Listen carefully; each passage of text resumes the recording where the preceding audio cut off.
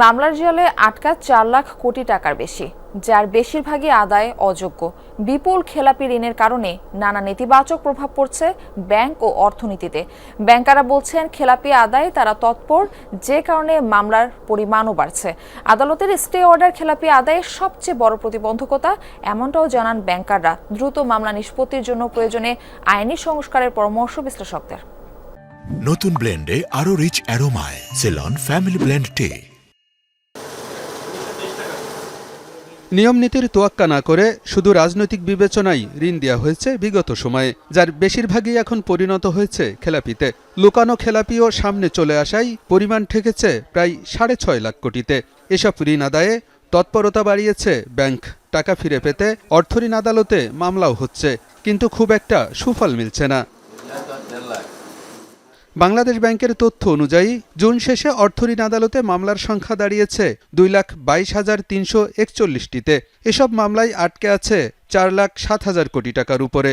আগের প্রান্তিকে 2,19,633টি মামলায় আটকে থাকা টাকার পরিমাণ ছিল 3,20,000 কোটি।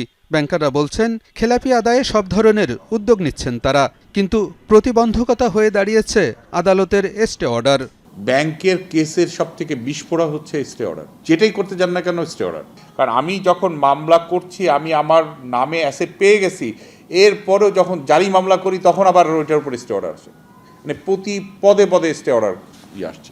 ব্যাংকগুলোর এখন আর্থিক অবস্থা মোটেই ভালো নয়, সুতরাং এই জিনিসটি খুব দ্রুততার সাথে একটা মামলা কেসগুলো যদি আমরা ফয়সালা করতে পারি তাহলে এটা হবে।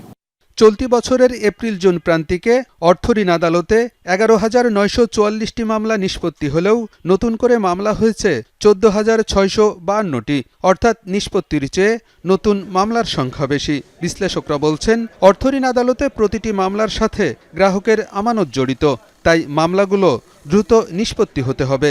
এজন্য প্রয়োজনে আইন সংস্কারের কথাও বলছেন তারা। বিচার ব্যবস্থায় অর্থাৎ অর্থঋণ বিচার ব্যবস্থায় এটার মধ্যে সংস্কার আনা প্রয়োজন, যাতে এটা এই বছরের পর বছর ধরে এটা না চলতে পারে।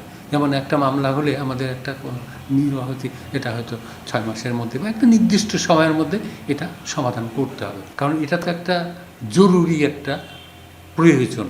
আমাদের আর্থিক খাত থেকে যদি আমরা বাঁচাতে চাই, এই ঋণটাকে তো আদায় করতে হবে। বাংলাদেশ ব্যাংক বলছে অর্থঋণ আদালতের মামলা নিষ্পত্তিতে ব্যাংকগুলোকে আরও আন্তরিক হতে হবে। ব্যাংকের আইন এবং আদায় বিভাগকে সমন্বিতভাবে উদ্যোগ নেওয়ার কথাও বলছে নিয়ন্ত্রক সংস্থা। মামলা দায়েরের মাধ্যমেই দায়িত্ব পালন শেষ না, মামলার দ্রুত নিষ্পত্তির জন্য যত ধরনের পদক্ষেপ গ্রহণ করা দরকার, ভালো উকিল নিয়োগ, আদালতের নিয়মিত যোগাযোগ রক্ষা করা, যাতে মামলার কজ লিস্টে তাদের নামটা উপরের দিকে থাকে, এগুলো করতে হবে।